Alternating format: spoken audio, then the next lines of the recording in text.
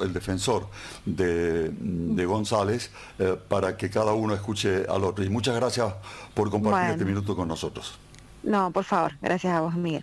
Y gracias a la legisladora del FIT, Luciana Echevarría, efectivamente, ya está presentado, ya ha escuchado, el abogado defensor de Oscar González, el doctor Miguel Ortiz Pellegrini. ¿Cómo está, Miguel? El gusto de saludarlo. Buen día. Hola, ¿cómo le da? ¿Qué dice?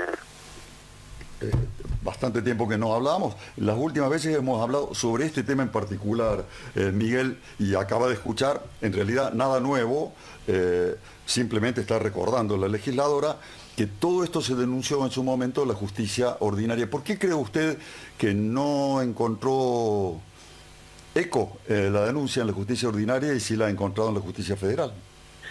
Mire, primera cuestión, yo debo de decir que tengo opinión muy formada y pública sobre mi opinión sobre el llamado fuero anticorrupción. Yo debo haber sido el primero que hace muchos años sostuve de que ese fuero carece de sentido y que debía ser derogado. Así que, pero como no quiero hablar de cuestiones públicas, digamos, sino en mi carácter de defensor, le tengo que decir que nosotros comparecimos en la denuncia que se hizo en el fuero provincial y ofrecimos pruebas al respecto. Una de las pruebas que ofrecimos fue, por ejemplo, que la legisladora ha mencionado, un lote que se llamaba Fátima, que luego el fiscal determinó que en realidad no era uno, sino que eran 23 lotes. Entonces demostramos allí que originariamente, cuando ese lote se había descrito en la declaración jurada, no había sido subdividido y que producto de la subdivisión de ese lote surgieron los 23 lotes y adjuntamos las escrituras al respecto e incluso las ventas, porque este es un tema bastante viejo, ¿no? Después se nos pidió que aclaráramos el origen de una lancha y también lo aclaramos diciendo que esa lancha se había comprado en 1983 antes del ejercicio de la función pública y que estaba en desuso desde hace mucho tiempo, dándole razones jurídicas por las cuales no tenía que responder por eso. Eso fue lo que se actuó en materia provincial. Pero, por ejemplo, perdóneme, doctor, por ejemplo, en todo lo que ha trascendido, bueno, es Juan Federico el que ha visto el expediente entero, yo no, pero todo lo que ha trascendido respecto de un departamento en Nueva Córdoba subvaluado, respecto de algún lote en Villa Dolores por centavos, respecto de una playa, un estacionamiento en una playa de Córdoba por valores irrisorios, ¿cuál ha sido la documentación que la defensa que usted ha aportado para dar alguna explicación, Miguel, por esa situación? Le recuerdo que yo estoy hablando como defensor, de tal manera que yo pedí sobre lo que el señor fiscal de la provincia me pidió. De tal manera que le entiendo, o sea, lo que no le pidieron, usted no, obviamente un defensor no tiene que ir más allá de lo que le piden. Por supuesto, si yo tengo que defender a una persona, no puedo hacerlo genérica, sino en la medida que el fiscal me lo pide. Y si un periodista le pregunta por bienes de su defendido, usted no se va a expresar sobre esos bienes, sino sobre lo que le ha preguntado la justicia. Pero y por supuesto, si me cargo de defensor, no estoy hablando de política en general. Los dos conocemos las reglas del juego largamente. La legisladora puede decir todo lo que ella quiera, pero yo tengo que defender y expresarme sobre lo que actúo profesionalmente, de tal manera que si me dice, no hizo nada, digo yo, no, mire, hicimos esto, nos requirieron esto y lo aclaramos perfectamente. Ahora, Juan Federico le pregunta. Sí, perdón, le va a preguntar Juan Federico. Con todo gusto, sí. Doctor, buenos días. Hola. Ustedes, en la resolución del fiscal Airavedian, él postula que no recibió ninguna respuesta a los oficios que mandó Fiscalía de Estado para que Oscar González justificara los patrimonios que están bajo la observación de la justicia federal. ¿Ustedes nunca le respondieron? Yo me enteré de eso por la nota que usted hizo en la radio de ayer, y debo decir que eso es falso. Es absolutamente falso. Contestamos en dos oportunidades. Una fue el 25 de octubre, que llegó la intimación a la provincia por intermedio del fiscal de Estado, y otra el 13 de noviembre. En los dos casos contesté En los dos casos hizo el planteo correspondiente, de tal manera que esa afirmación, que vuelvo a repetir, la conozco porque usted la dijo en la nota del BTS, debo responderle a usted de que es falsa. Y usted, doctor, tan falsa es que he chequeado, mire, como uno anda viendo en estas cosas bajo el agua, no solo, yo no tenía que ir al juez federal a decir nada, me bastaba que cumplir con la intimación provincial. Pero de tal manera fui espontáneamente al juez federal en el mes de diciembre para llevarle copia de lo que había presentado para que no se produjeran estas desinteligencias. Y por si las moscas, le quiero decir que fue a hablar personalmente con el señor juez, a decirle, mire, señor juez, he presentado estas notas que usted tiene y por supuesto que están a consideración del señor juez en el expediente, mucho antes de la mentada nota de pedido de detención que me entero por usted. Bien, y ustedes, o sea, en la respuesta diciendo que lo que sí. usted me pregunta no existe. Claro. Lo que tenemos oficialmente es que hubo una requisitoria a Fiscalía de Estado y desde la defensa de Óscar González, o sea, ustedes respondieron que no tenían que responder ante la justicia federal. Esa fue la respuesta, pero no hicieron una respuesta sobre la evolución patrimonial de González y una justificación económica de la misma. Bueno, estimado señor periodista, le quiero decir que el director de la defensa soy yo, no el fiscal. Yo no voy a contestar lo que el fiscal se le levantó, que debo contestar, sino lo que opino, que corresponde en derecho desde el punto de vista de la defensa.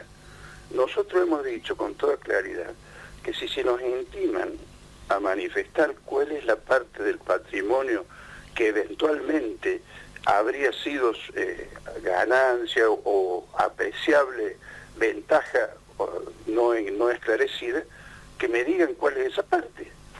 Eso es lo que he dicho. Si existe un supuesto enriquecimiento, dígame cuál es el enriquecimiento. Entonces, con todo gusto, ahí planteé una serie de cuestiones que implican responderle al señor fiscal. No lo que él quiera, sino lo que la defensa estima que doctor, siguiendo su línea de razonamiento, que además, por supuesto, no hace falta decirlo, es la tarea del defensor la que usted está haciendo, años que lleva en el tema, no obstante lo cual, el fiscal, formalmente, el fiscal anticorrupción, el doctor Mondino, en ningún momento le pidió alguna explicación sobre esas declaraciones patrimoniales de González, que lo decía recién la legisladora denunciante, sonaban, dijo irrisorias, digamos, llamativamente subvaluadas. Nunca le pidieron explicaciones. Miguel, vamos por partes. Está claro entonces de que decir que no contesté al señor fiscal Agremetian es falso. Sí contesté, no le habrá gustado al señor fiscal, digo otra cosa. Pero está bien, eso está claro, sí. Bueno, entonces está bien, pero como la noticia era que no había contestado, dejo en claro pero, que sí contestó. Doctor, pero para que quede claro, contestó que no hacían lugar, o sea que ustedes no veían el objeto de la investigación. No le voy a contar a usted todo lo que conté, todo lo que hice, porque claro, fueron varios planteos. Lo que está claro es que contesté. Que no le guste es otra historia, contesté. Punto. Vamos a la otra cuestión. Ahora le reitero, está bien. Le aceptamos eso porque es el rol del defensor. El rol del periodista viene a ser repreguntarle. Hay declaraciones patrimoniales del doctor González o de Miguel Claria o de Miguel Ortiz Pellegrini que no son compatibles con la realidad más elemental. No hace falta ser tasador ni corredor inmobiliario para saber cuánto cuesta una playa de estacionamiento en la avenida Chacabuco. El fiscal anticorrupción de Córdoba no le preguntó al defensor por eso en ningún momento, doctor. El señor fiscal me dijo que había inconsistencias en la declaración jurada vinculada al lote de la zona Fátima.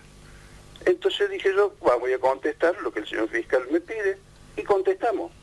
Después me dijo que había inconsistencias respecto a una lancha. También contesté. De tal manera que si a mí me indican... Pero Miguel, la lancha es de 1983. ¿Y qué quiere que le diga yo si eso fue lo que me preguntó? El departamento de Nueva Córdoba... pero el departamento de Nueva Córdoba, no. Ya casi no le estoy preguntando a usted, me gustaría preguntárselo al fiscal. ¿Por qué el fiscal no convoca al defensor y le dice, dígame, defensor, cómo explica usted el patrimonio de su defendido? No se lo preguntaron. Pero, Miguel, vamos entonces a la cuestión. Yo soy el defensor, si me preguntan, contesto. No puedo hacer una historia por mi propia espontaneidad. Yo sé, pero, doctor, está clarísimo lo que usted dice. Entonces, pero creo que está claro lo que yo le estoy diciendo también. Solo que usted no me lo debe responder, me lo debe responder el Ministerio Público Fiscal de Córdoba. Me aclaro que dice. Pero mire, yo no quiero quedarme con esto porque le quiero comentar lo que escuché a la señora legisladora sobre las manifestaciones del juez de cura Brochero. Sí. Mire, esto también lo quiero dejar claro, porque entre las cosas que se dicen es que se pretendía insolventar para no pagarle la eventual indemnización que pudieran reclamar las víctimas en el motivo del accidente. Yo digo dos cosas sobre esto. La primera es que esto no es cierto porque hay un seguro que ha comparecido al juicio, que forma parte ya, está en la Cámara, de tal manera que la supuesta indemnización, en el caso que fuera condenado, está totalmente asegurada. Así que no hay en esto ninguna intención de daño. Son dos cosas diferentes, doctor. No, le contesto porque usted me pregunta por periodista, entonces le digo, para que no se induzca... No, perdóneme, Miguel, pero una cosa es que esté asegurada la cobertura eventual si se lo declara culpable del accidente, la muerte y todo lo demás, y otra cosa es que los bienes con los que vaya a cubrir sean o no sean legítimamente obtenidos, que es la otra discusión, ¿verdad? Perfecto. Ahora vamos a la otra discusión. Si me hacen una pregunta puntual, la vamos a contestar. Mientras no me la hagan, no la voy a contestar. Doctor, le entendí perfecto. El problema en este caso, claramente, Juan, creo que estás de acuerdo, el problema es que el fiscal provincial no preguntó y el fiscal federal sí preguntó. Doctor, lo quiero despedir, le quiero agradecer, pero no lo voy a despedir, no sería quien soy. Usted dijo, el fuero anticorrupción no debería existir. Haga la excepción porque no tiene que ver con el caso que está defendiendo. ¿Por qué no debería existir? Bueno, mire, esto lo he dicho desde que se creó. En su momento, cuando se creó esta cuestión con las mejores intenciones, empezó a funcionar un fuero que en la práctica, de acuerdo a las estadísticas de tribunales, indican que no ha sido eficaz. No existe una jurisprudencia seria al respecto, no existe participación seria, al punto tal de que ese fuero ha perdido confianza pública. Fíjese que yo como defensor de González, no quiero ir a ese fuero. He tenido que ir al fuero ese porque ahí me mandó la justicia. Pero no le ha ido mal en ese fuero al doctor González, Miguel, no le ha ido mal. Perdón, pero no fue una elección nuestra. No, al margen de que no haya sido elección suya. Bueno, nosotros queremos, fíjese es tan complicado el tema que usted no quiere el fuero anticorrupción. González no tiene poco que ver con el fuero anticorrupción, era presidente de la legislatura de Córdoba y sin embargo el fuero anticorrupción de Córdoba hasta usted con mucho sentido común lo está cuestionando, doctor. Mire, cuando el fuero anticorrupción no fue cuando era el presidente de la legislatura. Nosotros hemos tenido que ir a ese fuero porque nos mandaron, pero yo desde el principio no quiero ir a eso porque es un fuero que carece de confiabilidad pública.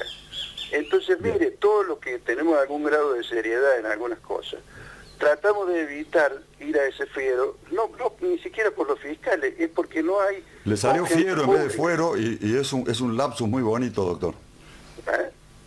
Que le salió fiero en lugar de fuero y es un lapso de los lindos. No, mire, las dos cosas son ciertas, aunque la palabra suene así. Doctor, te quiero contar, antes que me corte, un detalle sobre este tema. En causas importantes, no puedo decir por mi práctica judicial, hasta los funcionarios de más alto rango de la justicia tratan de que esas causas pasen a fiscales que sean confiables, porque si no, no existe puntualmente cierta... La sensación que tenemos es que cuando uno va a ese fuero, los resultados que se obtienen no gozan de la confianza pública. Entonces tratamos de no ir. Pero finalmente, y quiero terminar, si usted me permite, en un tema. El fiscal Agravedian, vuelvo a la cuestión federal, él cumple sus funciones.